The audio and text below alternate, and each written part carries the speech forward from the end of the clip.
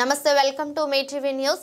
చెండూరు మండలం ఆలపాడు గ్రామంలో ఈరోజు కోదండ రామాలయం 74వ వార్షికోత్సవ కార్యక్రమంలో పాల్గొన్న వేమూరు శాసనసభ్యులు నక్క ఆనందబాబు, మచిలీపట్నం పార్లమెంట్ సభ్యులు Vallabhaneni Balashowry, Guntur Zilla Parishad chairman Srimati Henry Christina, bishop Kathera Suresh Kumar Alapadu గ్రామంలో రామాలయ వార్షికోత్సవం ఘనంగా నిర్వహించారు. తొలుత మండూరు వంతెన వద్ద నుండి ఆలపాడు గ్రామం వరకు భారీ బైక్ ర్యాలీతో అతిథులను తొడుక్కొని వచ్చారు.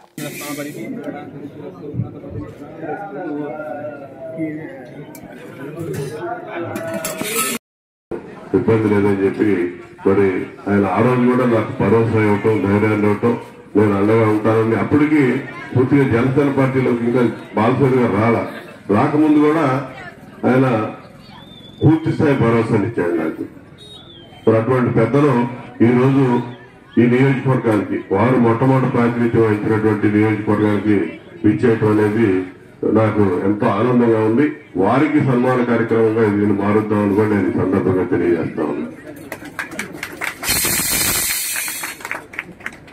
దాంతోపాటు వేదిక మీద ఉన్న పెద్దలు చెప్పారు, గత 5 ఏళ్లు ఈ రాష్ట్రంలో ప్రజలు పడ్డటువంటి బాధలు, ఈ రాష్ట్రం అనుభవించిన కష్టాలు, విడిపోయిన ఆంధ్రప్రదేశ్ రాష్ట్రం 14 నుంచి 19 వరకు అధికారంలో తెలుగుదేశం పార్టీ ఆ రోజు ఉంది.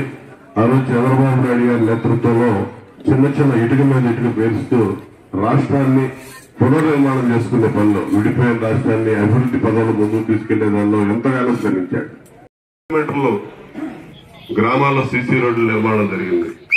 దానికి ఉదాహరణ ఆలపాడు గ్రామంలో కూడా 2 రోడ్లు నిర్మాణం చేసినట్టున్నాం. 2 రోడ్లు 20 లక్షల రూపాయలు 2 రోడ్లు కూడా నిర్మాణం చేశాం. ప్రతి గ్రామంలో 4500 కిలోమీటర్లు సీసీ రోడ్లు నిర్మాణం జరిగింది. డిప్యూటీ సీఎంగా ఉన్నటువంటి పవన్ కళ్యాణ్ గారు, ఇవాళ ముఖ్యమంత్రిగా ఉన్నటువంటి చంద్రబాబు నాయుడు గారు ఒకే విధానంలో ముందుకు పోతూ రాష్ట్ర అభివృద్ధి కోసం నిరంతరం శ్రమిస్తా ఉన్నారు.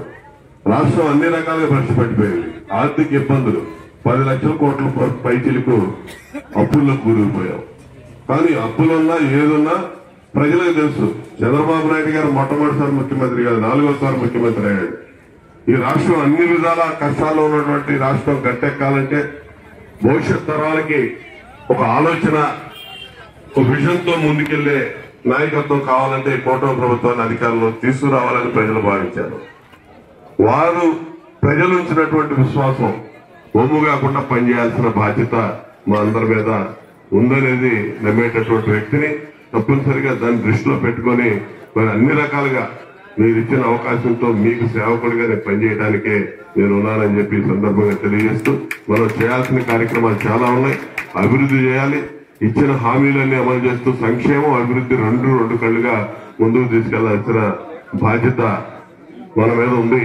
మీరందరూ కూడా సహకరించండి. ప్రభుత్వం చేసే ప్రతి కార్యక్రమానికి మీరు సహకరించి మీరు వెన్నుదన్నుగా నిలవండి.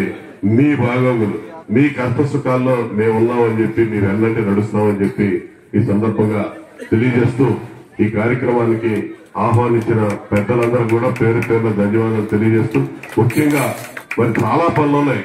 బాలశౌరి గారు నిజంగా దేవాలయ